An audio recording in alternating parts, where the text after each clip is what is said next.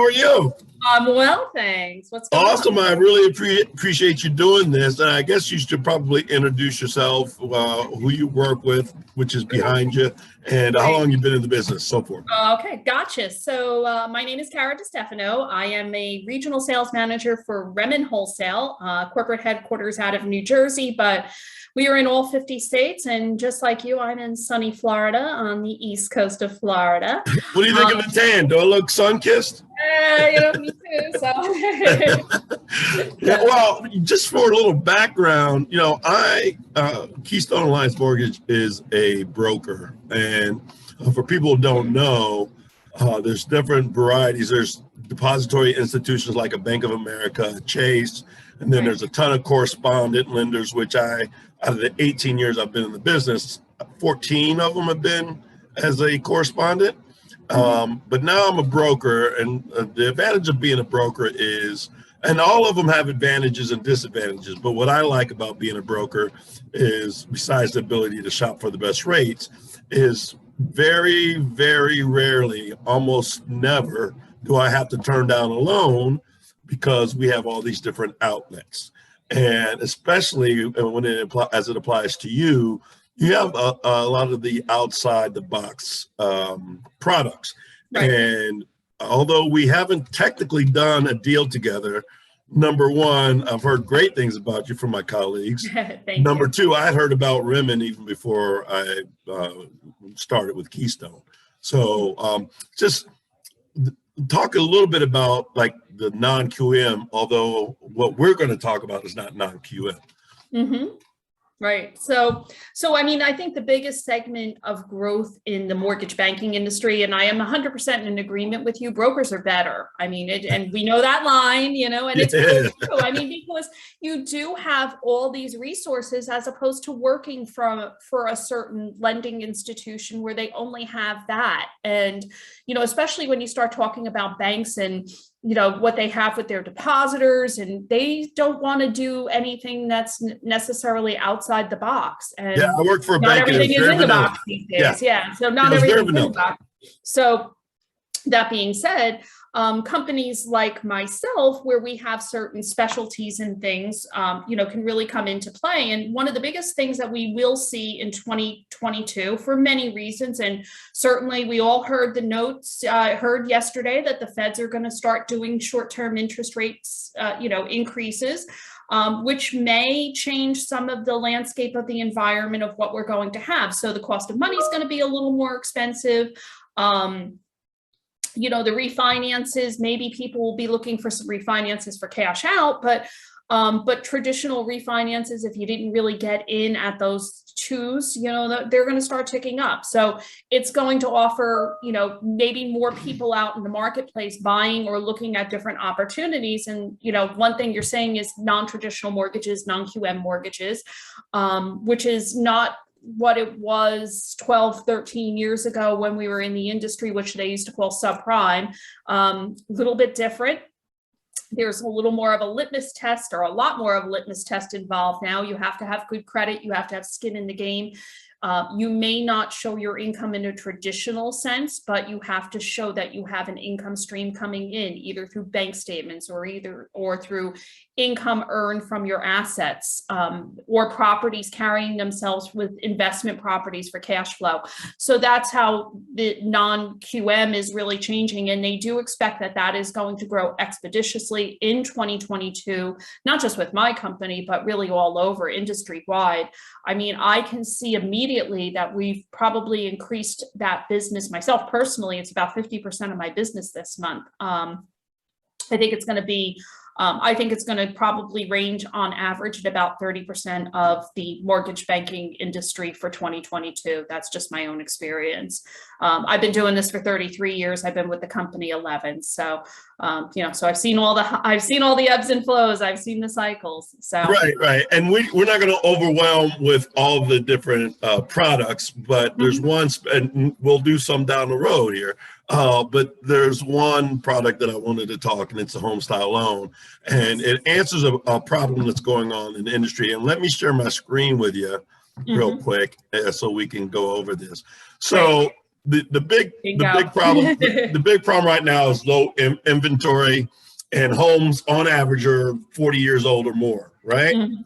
Yeah. And so with the home improvement loan, which we're going to talk about, the HomeStyle allows you to turn your almost dream home into a dream home. And what exactly are the advantages of it, or what does it mean? So just talk about real quickly the difference between as completed and as is. Sure. Yeah. Sure. So as completed is different. As is, you enter into a contract to purchase a home. Let's just use a round number. The house is worth 200,000. You offer 200,000 for it because you have to offer at least asking price. So that's the starting point. It's usually higher anyway. And the house is appraised on what it is today as is. As completed is if you do additional work on the property, you want to do improvements. You don't want that the avocado appliances in that 40-year-old house or the linoleum floors, as you now want to bring the house up and specialize it and make it your own and detail it. It could be an upgraded home, but maybe there's other things that you really want to do to really just put your foot, put your fingerprint on and just say it's mine. As completed is the purchase price plus the work that you do and that end value after all that work is completed. Yeah, and usually with the traditional ways, and it kind of goes hand in hand with the 95 LTV. Usually it's like you're maxed out at 80%, or you have to get a HELOC up to 90%, or you get a hard money loan or credit card, which is going to be a high interest rate. Yeah. Or balloon mortgages. Yes, exactly. Private money, like I said, hard money, private money, they become balloon mortgages, business liens. Mm-hmm. Yeah, and then the next bullet point there, the work starts after closing, which usually the turnaround time from, when they have their contractor and they're ready to get going on the loan to have it underwritten and close, 30 to 45 days, or is it 45? It depends on who you have working in place. And really, I would tell you from the time that you have the contractor's bid in place, and that's sent to the appraiser to, the contractor's bid and the HUD consultant. And I'm sure you're going to touch on that a little bit more as well. But traditionally, when the contract, is when the HUD consultant and the bid is completed, it's usually about 3 weeks from the completion. On that, there's some additional paperwork that we do require from the contractor. We want to make sure that he's licensed and that he has good references, and we go through the bid with it as well. So there is some extra documentation on the back, but the beauty is the borrower doesn't have to worry about that. You don't need to worry about that. We have a whole team on the back end that just handles that and facilitates that for them and works directly with their contractor and their HUD consultant if there's a consultant involved. Yeah, I won't even get the process started until we have the contractor approved. Yeah, I agree. I think it makes sense, at least having a licensed contractor in place, because they have to be on the same page to understand how they're getting paid in the process. Yeah, and some of them are like I find sometimes the smaller mom and pop shops, they don't want to give you the paperwork because they think something may raise a red flag, and it's really it's kind of an irrational fear, but I do run into that sometimes where the smaller shops are helping to do it. But then you have 6 months to build, and if it causes you to have to live outside the house, you can have those mortgage payments financed into the loan, correct? Absolutely, which is really nice. So if you can't live in the house while it's being renovated, you can certainly escrow up to 6 months of your mortgage payments in there and have it covered. Yeah, and in these murky waters, I think cash is king. So the less cash you have to tie up to do it, the better. Yeah, the market's doing real well too. So exactly. Yeah, exactly. Santa Claus rallies. Right. So by doing this, you're instantly building equity into the house for down the road when maybe you want to downsize, but it at least allows you to spruce up the house and as I mentioned, make the almost dream home into a dream home. Because I'm finding people are like getting priced out of their move-up house. And they're like, oh, I have that going on right now. It's like, for what I want, it's going to be like a $700,000 or $800,000 price point where I can improve my $400,000 house for maybe $150,000 and get what I want. Sure. The cost of new construction is ridiculous right now if you can find it. Obviously, some of these marketplaces just don't have new construction, but the cost of new construction, the construction costs are going up. We know the cost of goods has gone tremendously through the roof. So why not improve what you have, especially if you're in that great neighborhood and you just want to bring it into this decade and make it feel like something good. And it's a great way to do it and stay where you're at and, keep your footprint and grow your legacy there. Right. And I love the fact that you can do luxury items like pools, tennis courts, basketball courts, which, in my dream house. Fire pit, and all of that, especially with COVID. I know we talk about that dreaded C word, but things have changed with people now, which home improvement and renovation really works hand in hand. Your works, what is your residence has now become your workspace. So you need offices or built-ins. It became schooling for many people. Some people still continue to homeschool their children. It became your entertainment center.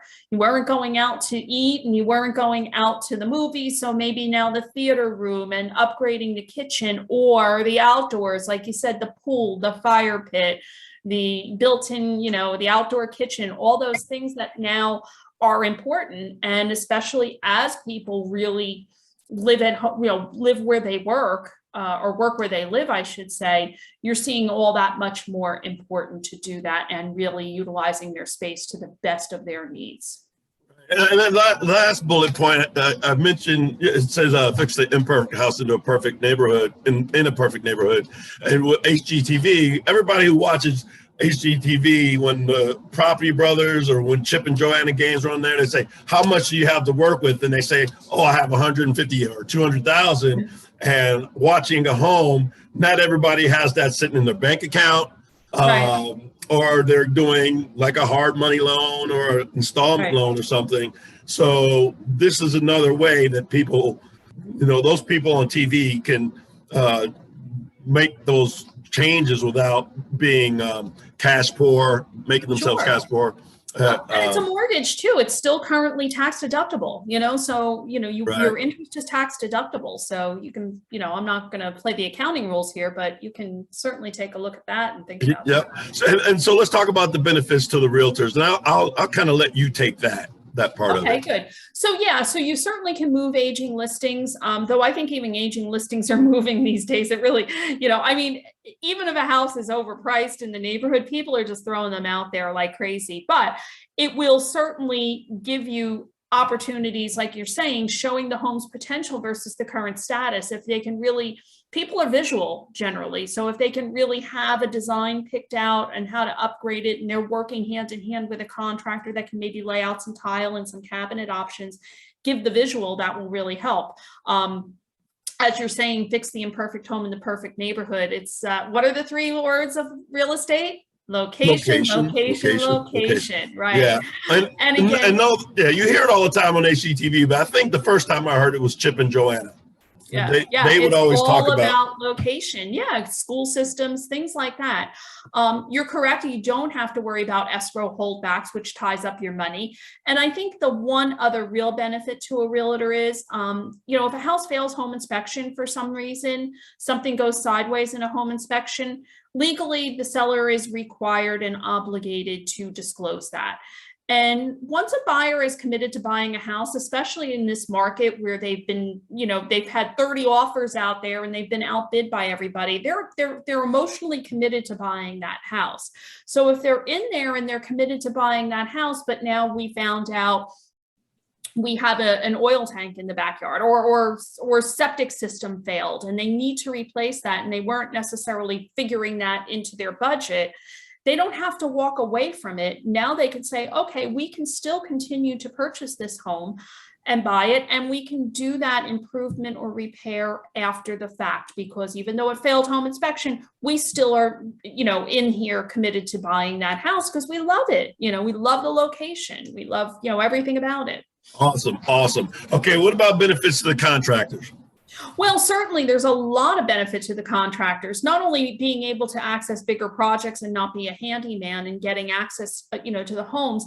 You're 100% correct. There's more assurance that they'll get paid. When you come down to buyers and homeowners and contractors, there's always a lot of back and forth. And, homeowners will say, I'm going to hold back my money because I thought that was going to be a robin's egg blue paint and not the medium blue that you painted it. I'm going to hold it back until you do this.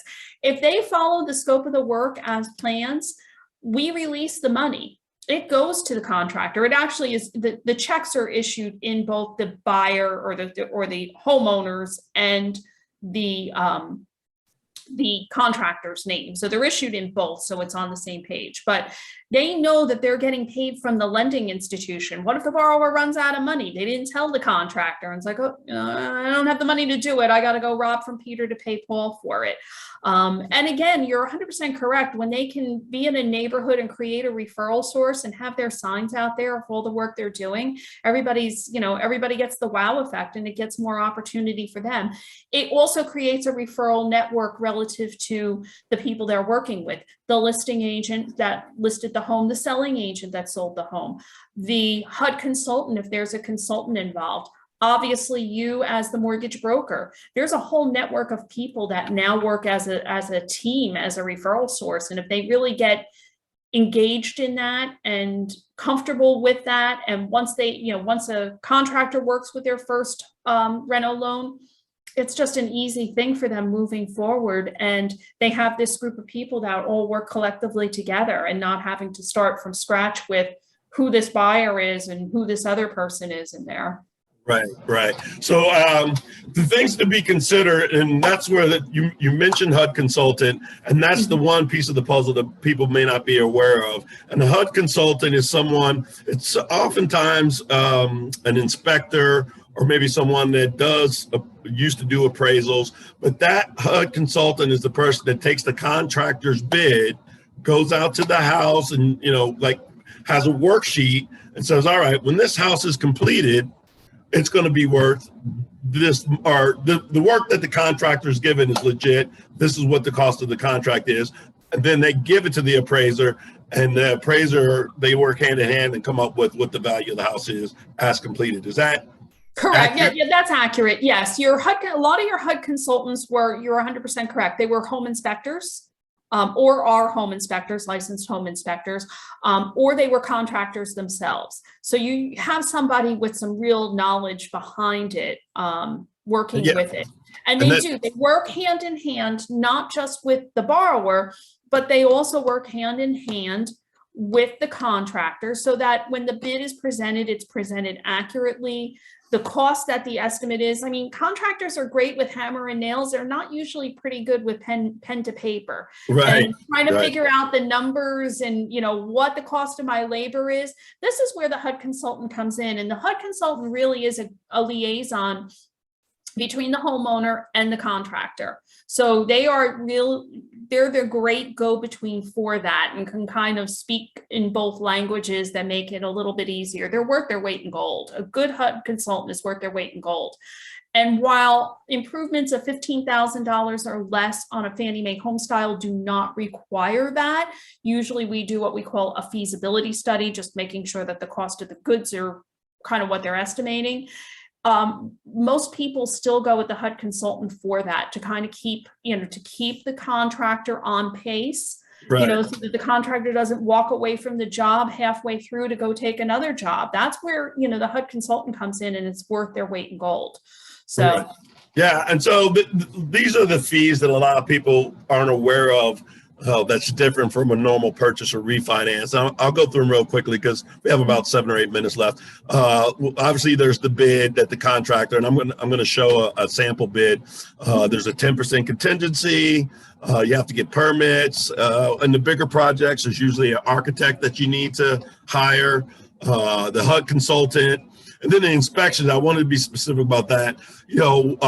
As each phase, because there's usually 4 to 6 draws on projects that size, and the they go out and inspect, make sure a certain percentage of the work is done before they release the next funds. So that's what those inspections are for. And then, as I mentioned before, if you can't live in the house, you can also finance into the renovation costs. That's correct. One thing to keep in mind too, if you buy a house that is vacant and the utilities aren't on, that contingency, they'll usually hold a little extra on that contingency. And the contingency is also for overruns. You know, if they decide to upgrade, you know, again, people come in and they said, oh, okay, you know, I really like, you know, I like the granite, but they really wanted to upgrade to the quartz. That's what it's there for. It's for any overruns. And that's not money that goes away. That gets anything that's left in that contingency gets refunded back to the borrower, usually in the form of a principal reduction, unless they paid that out of cash, and it would be cash back. Excellent point. Excellent point. And then here are some numbers on the purchase, just so people can kind of conceptualize how it works. So you take the sale price, add the renovation costs and the closing costs, and just, I mean, you don't have to do 95. You can do 80 or 90% loan to value. But if you want to get the most bang for your buck, the 95 loan to value, because you're not bringing as much to the table for down payment. So those are the calculations. Refinance is essentially the same thing, except with a refinance, the goal is for the person not to have to come out of pocket with any costs. So in my refinance example, as long as the HUD consultant and appraiser come up with a number that's 462.5, that borrower's not coming out of pocket. That's correct. One other thing too that you don't have on here, if a borrower qualifies under the Home Ready products, which are the income-based products, you can go as high as 97. So you can do a Home Ready and a HomeStyle in combination. That's why they pay you the big bucks. And here, no, you can go as little as 3% down. Right. So I had mentioned I won't get the process started until the contractor's approved. And I always send the contractor this sample bid so that they know what it should look like. And there really should be specifics, like as I mentioned here, like saying laminate countertops versus granite countertops. Right. Right. Okay. Yeah. So wood floor versus wood composite. Exactly. Right. So that's pretty much it. If anyone's interested, I'm always available to answer questions, run numbers in the states that I do loans. Okay, which is right here on the page: PA, Maryland, Virginia, Ohio, Illinois, North Carolina, Florida, and Puerto Rico. If you're not in any of those states, I suggest you contact Kara directly, and that's the best way to reach you, right? That is the best way to reach me, and I would have to put you in contact with somebody who can originate the loan for you. Exactly. We are a third-party lender. I don't deal with consumers directly, but we do have that. Or if you contact BA, he certainly has a lot of contacts as well that, you know, he would refer it to people that he knows and trusts as well. Yeah, that's probably the best way to do it. Is just contact me, and then I'll say, hey, Kara, who's your guy or girl at in California, and we'll take it from there. Exactly. Well, I really appreciate this. I do think it, with the way the inventories are now, this is a very feasible option for a lot of people who may not have thought about it. So I would 100% agree. Thank you for your time today. It was good seeing you. You're the best. All right, keep killing it. All right, thanks. You That's too. it.